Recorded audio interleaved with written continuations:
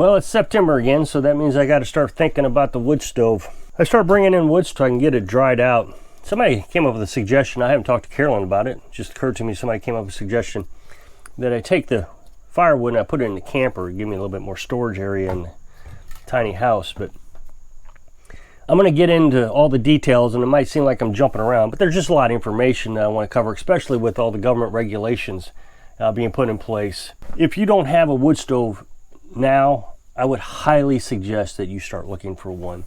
They're just becoming more regulated, and eventually they're going to be regulated out. There are so many articles, and I can't cover them all, talking about municipalities banning these things, counties banning these things, entire states are banning them, countries are banning them. Alaska, they spent a bunch of tax dollars on a big kiln to dry your firewood that's not being used. So they were thinking now, well, maybe we should have just banned them all together and spent our money to ban the wood stoves. But one of the things that you have to do with your firewood on these new EPA efficient wood stoves, and again, I'm going to explain the regulations on all this in just a minute, is you got to make sure that your firewood has a moisture content of 20% or less. So when you cut down a tree, typically you're going to see a moisture content around 30 to 40%. This is oak. Oak takes forever to dry. When I say dry, I mean not green. There's two different terms when it comes to being dry. It got rained on, or it's green. I've let our firewood sit for a very long time. My first year here, we got the wood stove. We didn't have a choice. We had to burn green wood.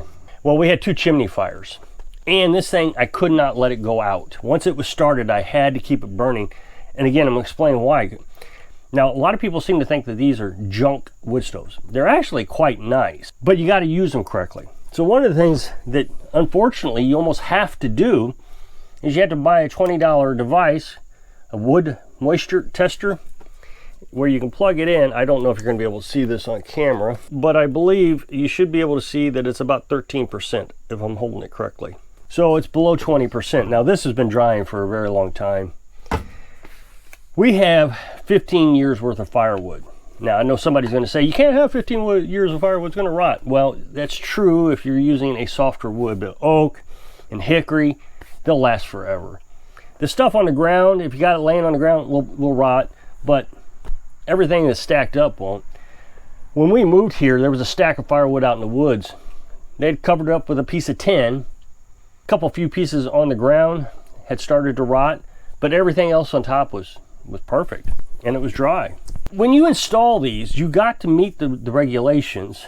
Now, I know people don't meet the regulations, but if you have somebody installed, they're going to have to meet the regulations. If you read the instructions on this book, it tells you how to install it. I put this in myself. Of course, I just built a tiny house, and I was having to put in a chimney, and I was going to have to cut a hole in the roof that I just made. I bought all the components. I bought the flue. I got triple wall above the attic, and then I got single wall down here. Now, I'm supposed to put double wall down here, so triple up there, double down here. If I'd done this according to the EPA regulations, meaning if someone would have come in and done it for me, they'd have put in double wall. That runs up your cost. Now, when I talk about single wall and double wall has insulation around this. So you got this layer, then you have insulation, and then you have another strip of metal. So it's got 2 walls. A 3 walls, triple wall, has 2 layers of insulation. And the reason you have to do that is because if this cools down, it's going to collect creosote. I've actually heard somebody say creosote's what they use on railroad ties. Creosote is generated because you're burning wet wood. That moisture mixes in with all the particles, the wood particles. The smoke is wood particles. So that moisture mixes in there and becomes this black, tarry, gooey substance, and it sticks into the walls of your chimney. Well, that's very flammable. I mean, it goes up, I forget what temperature is, but it's not very high, like 400 degrees or something. It's really ridiculous. So if you get a spark that goes up to your chimney and hits that creosote, it catches fire. It'll start turning red, and you got smoke and flame shooting out. The one time we had it burn, we had an inside chimney fire, and I was able to control it by simply shutting the doors. It only lit up when I opened the door because it was getting plenty of air. And then I shut the door and it was fine. And you got this damper here, which again, I'm going to talk more about. This is actually a federal regulation. So you got this dampener, and you push that in, it slows down the burn. Well, that shut off the second chimney fire we had. You got that rain cap on top of your chimney, your flue, and it starts to get that tarry substance, that creosote, and it caught fire and it just burned right up at the top. Now the other thing is that creosote will drip down onto your roof, which is kind of dangerous, because if you get a spark or something on top of your roof, now you have a roof fire. It's on the top of the roof. We have a metal roof, so I wasn't too worried about it. But once you start burning dry firewood, 20% or less, you really don't have that problem anymore. I've cleaned the chimney twice now in 2 years, because you're supposed to clean it every year. Nothing comes out of it. But that first year, we cleaned it mid-season after it caught on fire, and stuff just kept falling down. It was terrible. The other problem is, I said you can't really get it to light, is this requires a reburner or air tubes. Now there's different kinds of wood stoves, and I'm just going to talk about the ones with the air tubes, not the reburners. But this one has air tubes, so it sucks air in through this vent up here towards the top. Now these tubes, you can probably hear it. You probably can't see it, but you can hear it. I got 3 tubes in here. These tubes get hot. When the flame hits it, it gets hot. And then as the smoke comes up off the firewood, it hits those tubes and turns it into this really beautiful blue flame. It is really pretty, but I can't get it to record on camera. I guess it's some sort of infrared that the camera can't really pick up. It does show the flame.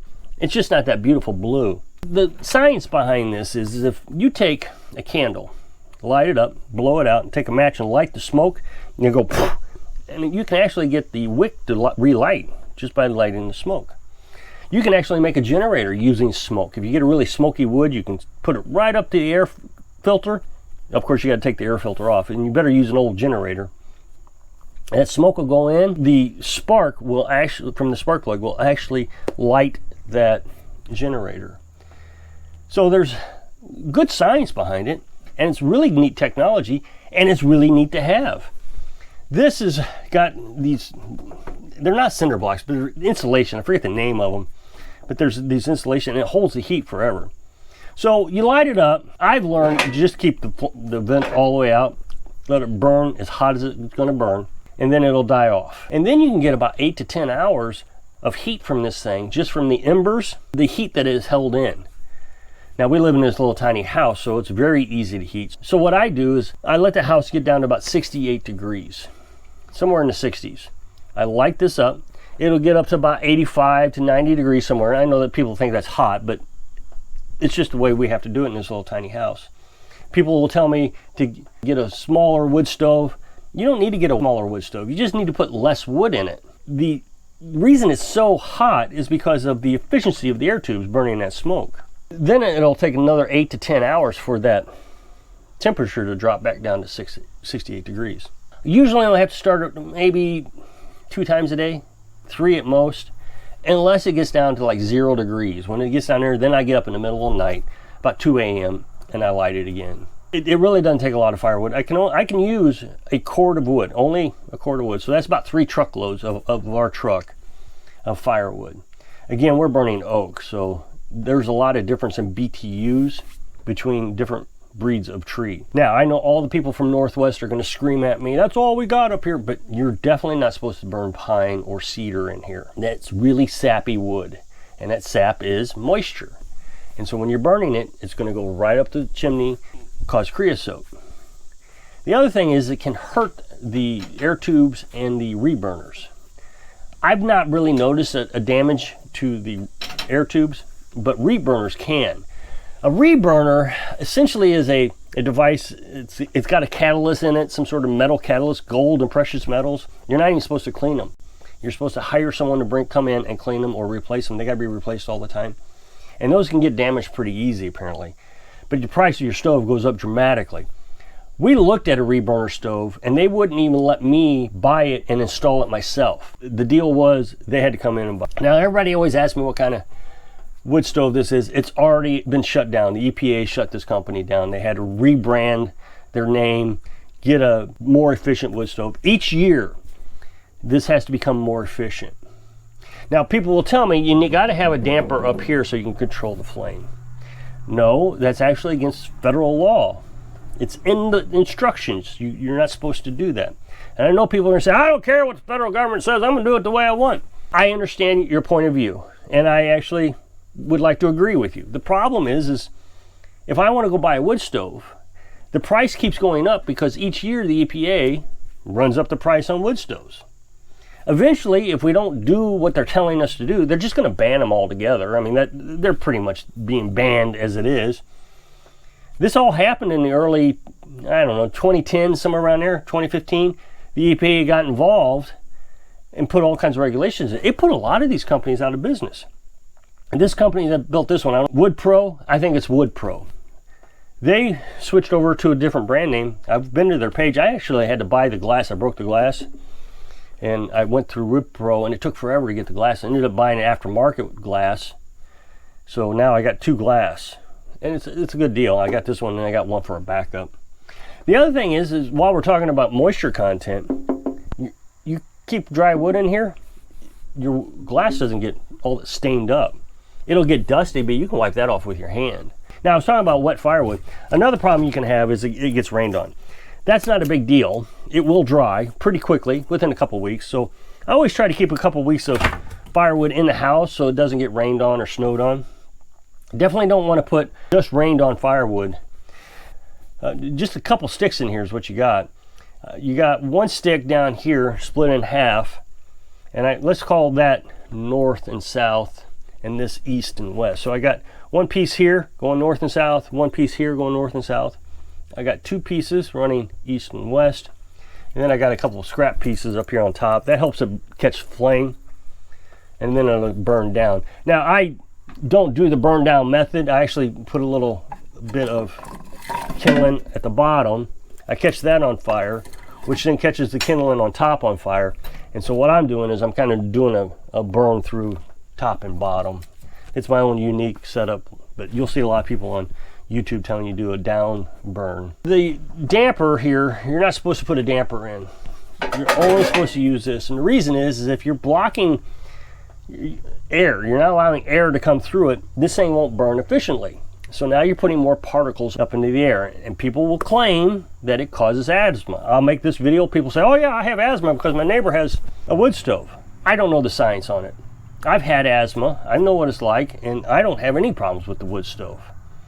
Of course, now I'm on a carnivorous diet, and that's gotten rid of my asthma, but that's a whole different video. The EPA regulates these wood stoves each year, so I think this one is 85% efficient.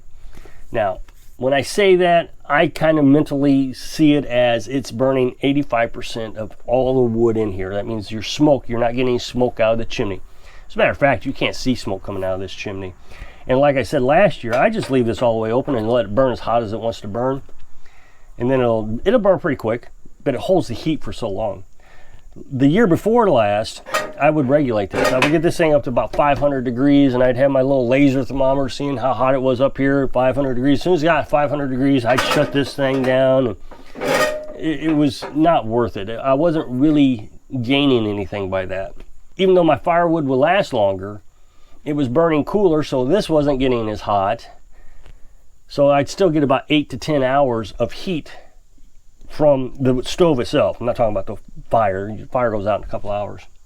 But when I pulled it all the way out, this thing gets maybe let's just call it 700 degrees. I don't really know. Again, 8 to 10 hours at cooling down. It does get a little hotter in here, but that's why I started lighting the stove when the temperature in the house is in the 60s instead of in the 70s. We bought it used. It was only used once. We bought it for $400. The original price I think was $800 or $900. But now I think the minimum efficiency, don't quote me on this, but I think last year it got up to 95% was the requirement. So like I said, Wood Pro ended their brand name and they started a new name and they improved their efficiencies. One of the things you got to really worry about though is, you'll see on the door here, you got these seals. You put a dollar bill in here and you close the door, you shouldn't be able to pull that dollar bill out. Now somebody will make a sarcastic, what about a $100 bill? Well, if you're that rich, go ahead, go for it. I put an extra layer of gasket material here because I was having a problem with this little knob wearing, and I was having to put so much torque on it so that dollar bill wouldn't come out. Well, when I put this extra layer here, I'm not saying you should do that, I'm just saying that's what I did. I didn't have any problems with air leakage. But the problem is if you have air leakage, you're going to get air going into it faster than it's supposed to, and it'll burn faster, you'll have more heat, and I don't know, all kinds of problems. No damper, otherwise you're going to cause all kinds of creosote and efficiency issues. And again, the government's going to do what they're going to do. We just have to try to get along. I mean, it's one thing to say, I'm not going to do what the government tells me, but then you're just hurting the next guy too, and they want to buy a wood stove. Or they don't know how to install a wood stove. We've got a family in Wisconsin that wants to get a wood stove, and they're wanting to have it professionally installed because they don't know how to do it. And I think that they said it was going to be $10,000. It's just running up costs for everybody, so they can't have wood stoves. So if you'll click this up next box, it'll take you to a video where I was talking about USDA banning canning lids. So I hope I can inspire you to keep warm when you're living your dream. Thanks for watching.